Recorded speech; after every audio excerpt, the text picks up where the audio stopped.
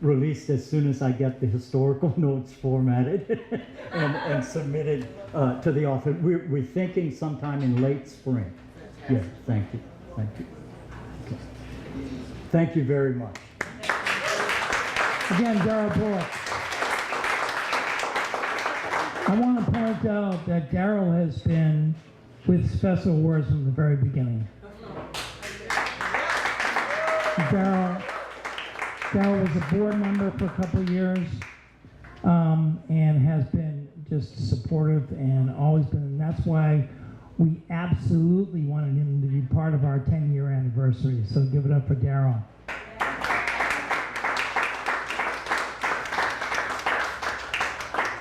Just a couple things before we move on to our next featured author. I want to talk very briefly about the sponsors. We're funded, Festival Awards is funded in part by a grant from the South Arts in partnership with the National Endowment for the Arts and the Louisiana Endowment for the Arts.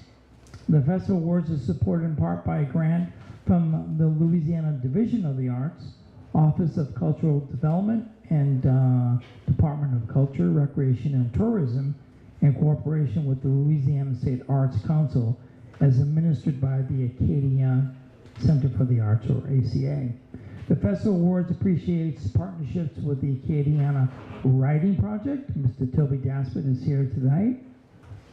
Not sure where he is right now. He may be indisposed. And the St. Landry Parish Tourism, the Grand Coteau Cultural Arts Foundation, the Fenstead Center. We do have flyers. Do we have flyers for the program for tomorrow? They're at the table? Yeah. So I also want to mention that our schedule of events is in our flyer, which you'll find at our merch table, which I'm going to talk about in a second. The Fenstead Center, Lyrically Inclined, graphic designer Tracy Dumal, Chicory's Coffee and Cafe,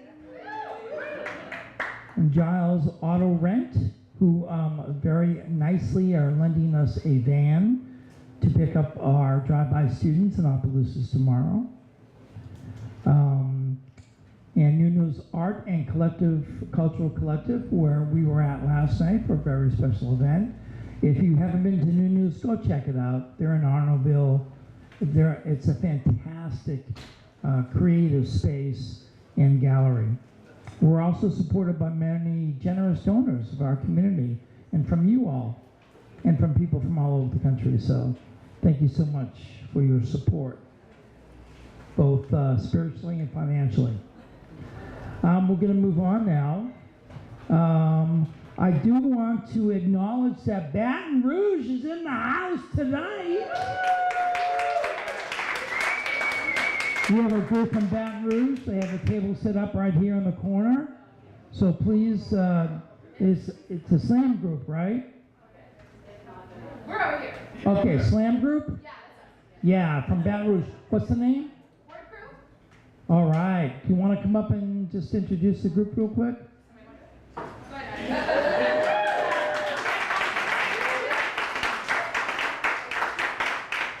Because when Baton Rouge is in the house, that's something special, y'all.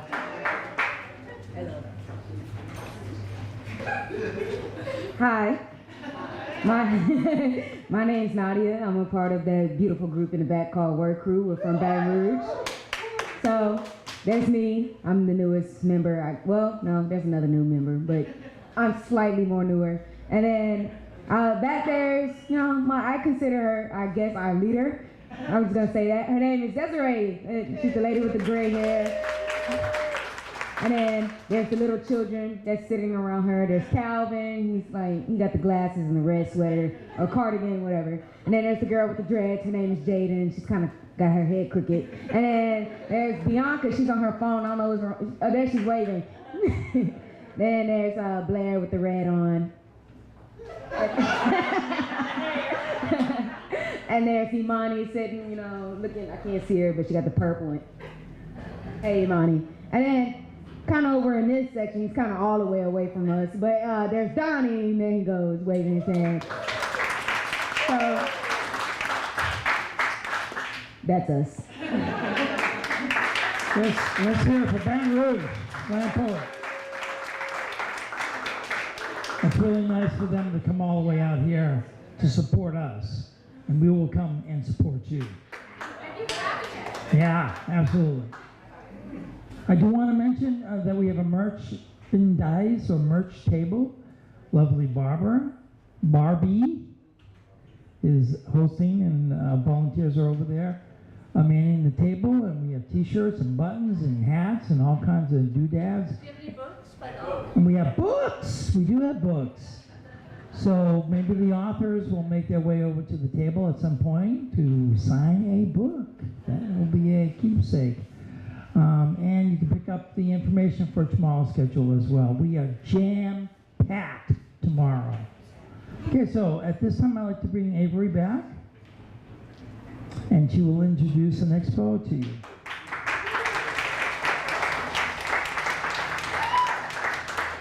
I have a quick question. Who taught you today? Which poet was in your classroom? Daryl Boyd. And can you just talk a little bit about your experience with Daryl, and then you can introduce others. All right? Good job. Just talk about just one thing that you got out of your class with Daryl. You like to write? Yeah. Pretty much. Yeah. I'll put you on the spot. Okay. Allison Joseph lives, writes, and teaches in Carbondale, Illinois, where she is part of the creative writing faculty at Southern Illinois University. She serves as editor and poetry editor of Crab Orchard Review, moderator of the Creative Writers Opportunities List, and director of the Young Writers Workshop, a summer writers workshop for teen writers.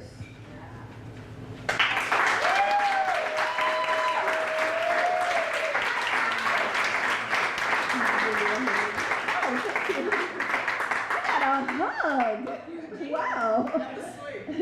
I love coming to this state because you know how to treat guests. You know, you just fill us with food, and then you spread us out on a divan and say, just rest yourself. Don't worry about anything. So thank you so much for having me be part of the Festival of Words. Thank you, Patrice. Thank you, everyone, all the volunteers, the board members. It's just amazing what people can do when you join together for the sake of words and language.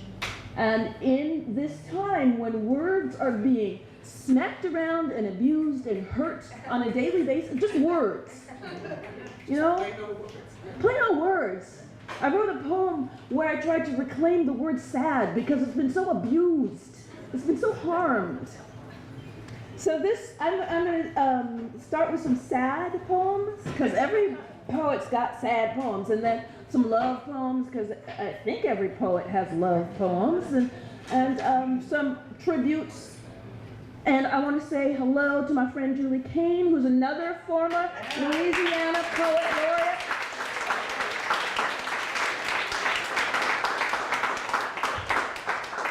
She's a nasty woman. No, seriously, Julie is one of the editors of a new anthology called Nasty Women. And it's all about women poets in the wake of events, I'll just say, speaking their particular truths. I think there are going to be a lot of anthologies. Something just tells me. This first poem is a poem I actually wrote quite a while ago, but it seems so apropos. It becomes more apropos every day, and I'm really sad that this poem becomes more and more appropriate every day. It's called Headline News. Headline News. So what if I am weeping through the news, this daily litany of wreck and pain? A woman has the right to feel the blues in every variation, all its hues. No need to force a smile to entertain. So what if I am weeping through the news? Don't call me oversensitive when clues all point us to a world that's less humane. A woman has the right to feel the blues, to sing about how much she's apt to lose, when melody's the only art that's sane. So what if I am weeping through the news, if I am feeling battered, broken, bruised, too tired to get out of bed again? A woman has the right to feel the blues, to mourn until her depth of tears is used and she can rise again, no strain. So what if I am weeping through the news? A woman has a right to feel her blues.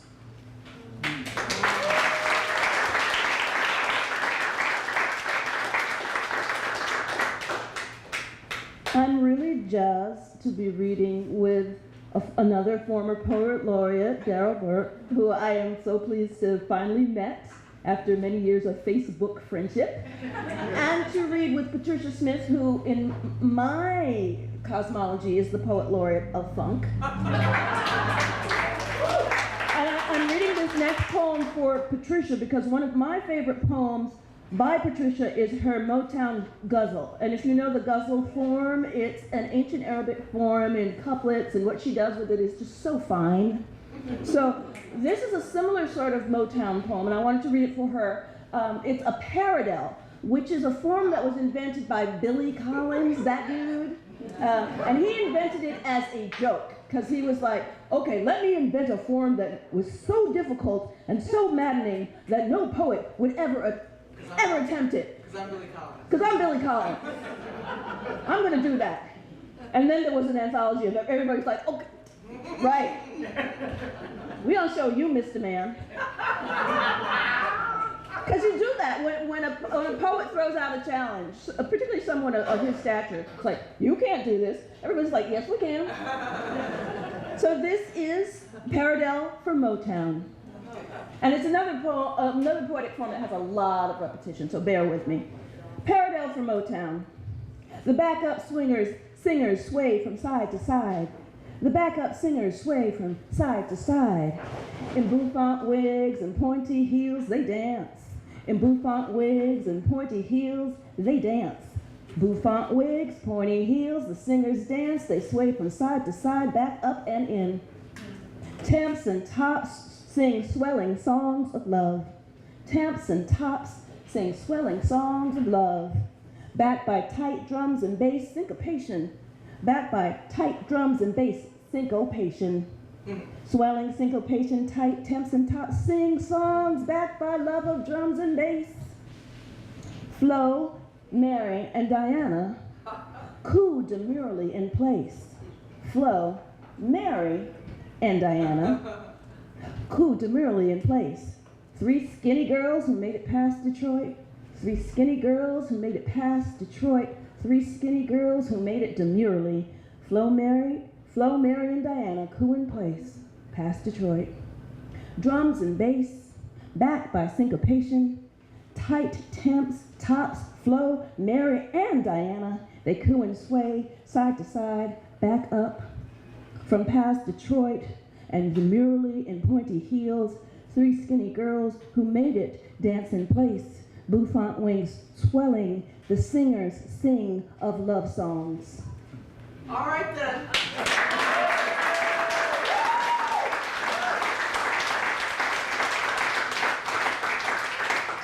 Just a tangentially related note to that poem. I do teach at Southern Illinois, which is in Carbondale, Illinois, which is the furthest you can get from your mom and dad if you're from the Chicago area and still pay in-state tuitions.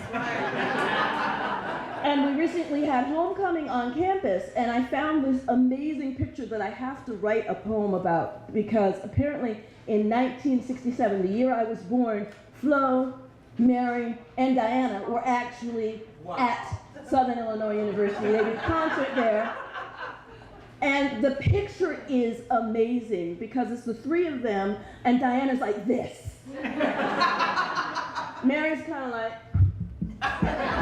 and Flo's like, You know, the picture's amazing. And the other performer that year was Harry Belafonte, who's another one of my favorites. I'm like, what? No one ever, I've taught here for 20 years, no one ever told me this.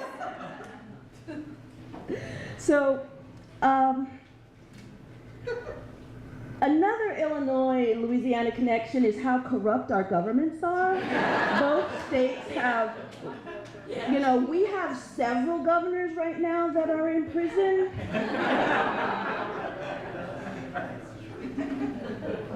And this is, I have this roundabout way of telling stories, but I am so thrilled to have two poet laureates in the room because I want to be the next poet laureate of Illinois, like, so bad. I have told everyone in that freaking state. My friend Kevin Stein has been the poet laureate forever. But before Kevin, there was a long period, like after Gwendolyn Brooks died, because you know she lived a long time and was poet laureate for many, many years, and we all like worship at the feet of Gwendolyn Brooks. They decided, oh, we don't have anyone in this position. Maybe we should do something about it. And at the time, I hadn't lived in Illinois long enough to be considered because they had this 10-year rule. Like you had to have lived in the state for 10 years. And John, had we lived like 9.5 or something like that? And I really, really want to do it now because I'm one of the few people who understands that whole freaking state. Because I've lived in Southern Illinois, I have lots of connections to Central Illinois, and I actually know what Chicagoland means. If one of my students said, I'm from Chicago, I was like, no, you're not, you're from Kankakee. Thank you. Please. So I would be an excellent, but I also think it's kind of a funny position because poetry is something that's kind of, we try, good people like us try, here, have some poetry. We go around trying to convince people that they need this in their lives. And sometimes it gets a little, tiresome. And sometimes people who are, we don't have that British tradition where it's like, land of hope and glory, poet laureate, someone just loves you automatically. It's seen as this sort of national symbol of strength in England. This is a long-winded explanation for a sonnet, this is a 14-line poem called Laureate. Laureate. He might say something wise enough to print. She might make poetry more popular than shin splints or those globs of pocket lint inside your washed-out jeans. He might just bore assemblies of the 1st or 7th grades. She might disrobe and leave us all in shock. He might not want to be here, but you paid for all his expertise, his wit, his stock responses to the questions asked each time. Why write? Why poetry? Why not real books? Can what you've read be poetry, sans rhyme? She might be thinking of her faded looks, her sad visage, poetic, but not for words. He might be drunk right now, all visions blurred. I don't know who I was thinking of when I wrote that poem. I didn't have anybody in mind. No. And I write to poetry a lot. I write about poetry. I love Ars Poeticas. Ars Poeticas being poems that have some sort of philosophical approach or make some sort of statement about poetry and what it is. And I like to think of my muse in many different forms. Sometimes she's like Pam Grier doppelganger, like she's got like a big old fro and like razor blades in that fro. So in this book, which is called Mortal Rewards, I talk about my relationship with poetry.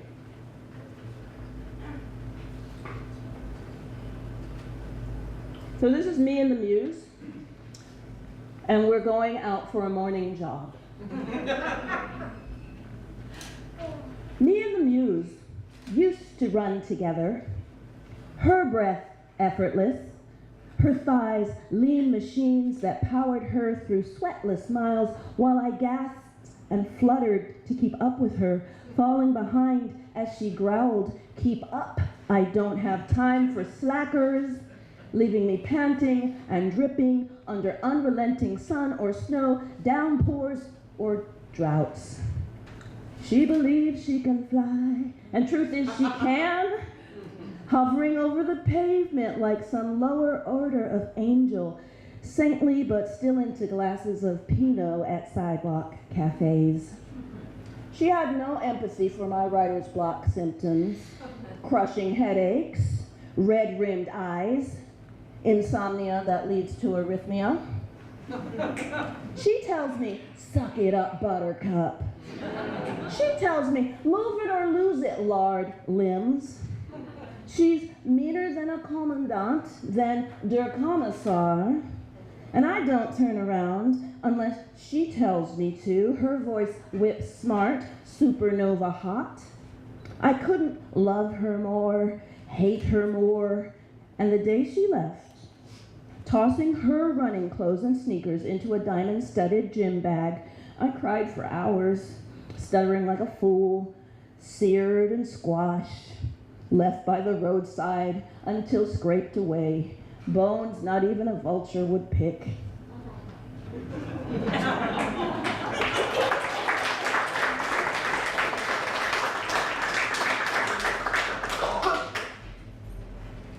So this next poem is about loving when nothing happens. When you're younger, you're like looking for excitement. You're out there trying to make something happen. And then you get older and you're like, being boring is pretty great. Being boring is actually wonderful. So this is a poem called In Praise of Stasis. These are the moments when things don't change, hearts don't break, but continue beating, parental arrangements not rearranged, and nothing happens at the faculty meeting. No gain or loss upon the scale, the dress that fit last year still fits. No warning letters in the mail, turning your power off. Nobody quit at work. Blood work came back so dull the doctor had no need to follow up. You didn't overeat, yet you felt full. You drank enough, yet didn't spill your cup.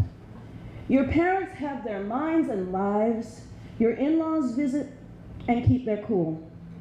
Your children go to school and thrive despite all those lethargic rules. You pray or don't, stay calm in church. If God is judging you, you cease to care. Your life's no mess, no restless search. Your liver works. You've lost no hair. Your house's roof is holding out. Your favorite show has been renewed. Your dog is healthy, tail to snout. No one is angry. Nobody's rude. Those afternoons when nothing matters, these languid swaths of dullest time, you know how fast all this can shatter, how suddenly your life's a crime.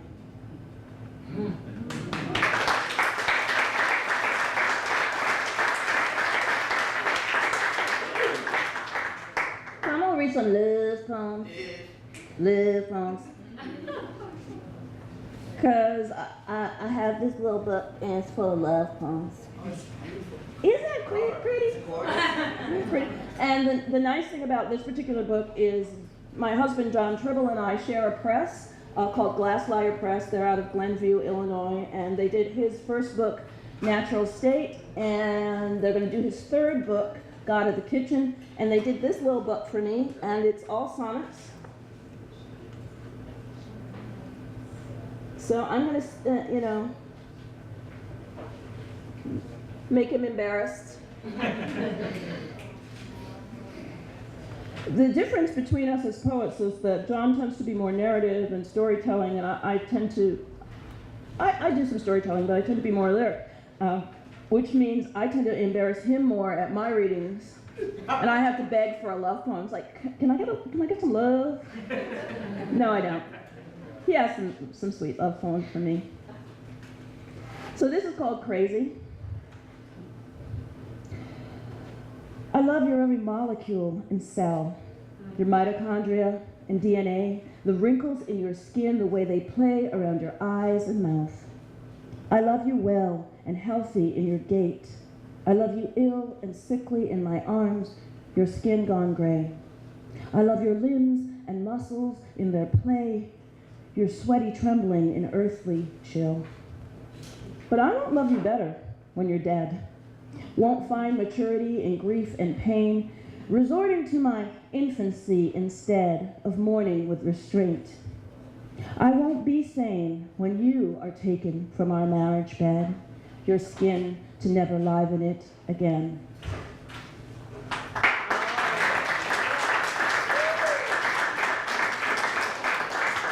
That was just a fancy way of saying, should he die before I do, I'm just gonna be a mess. I'm just gonna curl up in the bed and not do anything for 24 years. Wow. Yep, I have it planned out, 24 years. Exactly.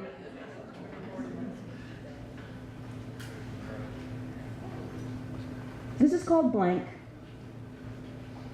An empty page once ready to be filled. An empty glass, no wine to tempt my tongue. A vacant lot, no house on weed-strewn land. No gardens yet to reap, no rows to till. No arias, not art songs to be sung. No amplified guitar or clapping hands.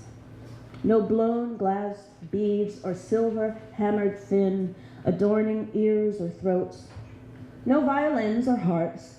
No chamber groups or bebop bands. No books with wisdom tucked somewhere within. That's what this world would be if you were dead. No longer in my arms, but gone to earth, beyond my touch and reach of any word. Without you here, there's nothing in my head.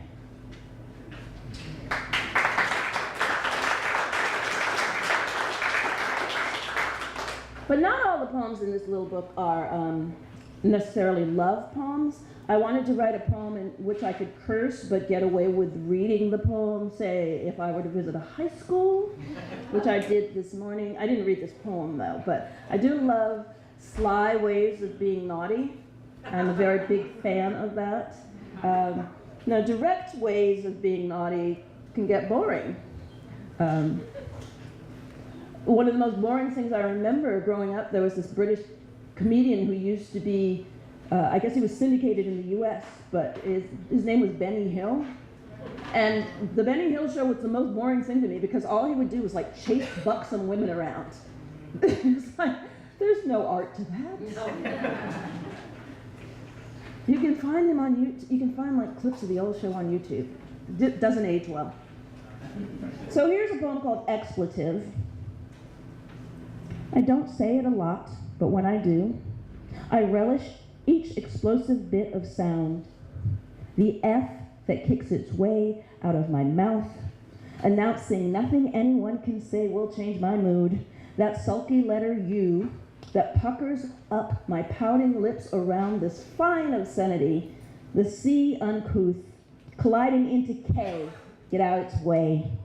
The word shoots right on out of you before propriety can force it down, too audibly revealing hidden truths, the angers that we fail to keep at bay. Console me if you hear that word from me. Something big's awry. You better come see. So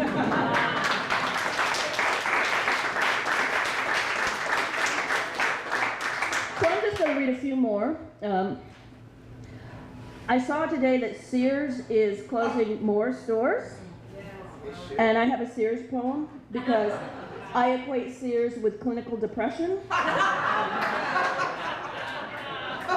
And I wrote this poem. I saw this clickbait article, and the headline was photos from every Sears, like sad photos from every Sears. So you just click through, and there, you know, yeah, just bad. I felt actually better about my life after clicking through the photo display because I thought, at least I'm not a Sears. So, this is called retail. And every time I read this, it seems like more stores close, so I'm wondering if this poor little poem is like cursing this grand company. Retail. Sometimes I feel as sad inside as Sears. Department store with headless mannequins, abandoned portrait studios. I fear no one will shop my aisles, pick through my bins and shelves, my merchandise in piles, or hardly there. What lurks beneath my burnt fluorescent lights? Stiff random racks of clothes hung in despair, so no one cares to try them on. No shoppers fight for bargains here. Who wants to pay full price when nothing good's in stock? Sales staff too bored to use their discount here. Here's their advice. Don't waste your time. Each customer is ignored. Who knows how long before my store goes bust? My automatic doors gone stiff with rust. It is. So another connection that I see between my current state of Illinois and Louisiana is we will slap, in both states, we will slap anything on a building and call it a casino. This happened several years ago in Illinois when it was decided that like just about any business could have these state-run gaming machines. And so we have a bakery in town where there are gaming machines. I knew I had gotten too used to it after leaving Illinois. We were on our way somewhere and I commented to John, they don't have gaming machines in their gas stations here. And then we arrived here in Louisiana. It's like, oh, look, that says casino. It's at the side of a gas station. And I like to think of myself as a good person who is above the qualities that allow you to become an addict of something, but I'm not. Because when we first got those damn machines, it's like, and it reminded me of the time John and I went to Vegas. And you just think, well, I'll just, try my luck at a couple of these machines, and before you know it, it's 5 hours later, and you've been sitting at the same machine. And one of the first machines I ever played was based on the old television show I Dream of Jeannie. Wow. And it was old school. And every time you'd win a little bit, it would go, yes, master. It was well, look back, that show was pretty kinky. Woman living in a bottle.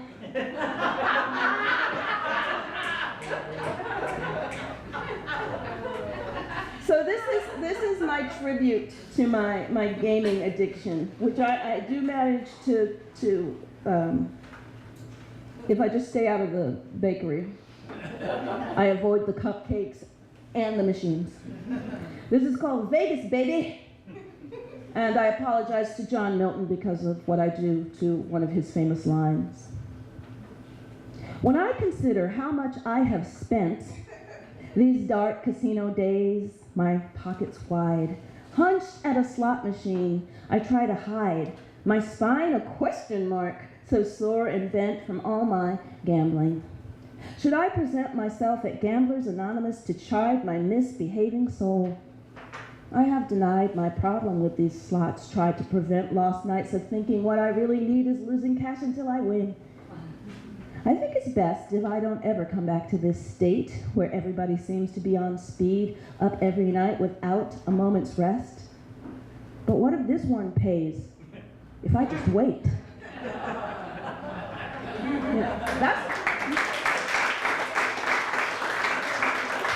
That's when you know you have a problem, because you're like, it's gonna pay. I just have to be sitting here And then there's that myth of, you give up finally, you're down to your last dime, and the next person puts the money in, ching. The only person who I know who has like won a amazing jackpot is John. We were actually in our home state in Metropolis, Illinois. This is an actual town, Metropolis, Illinois, where, yes, there is a huge statue of Superman, among other things. But there's a Harrah's there, and John and I were on a machine one day.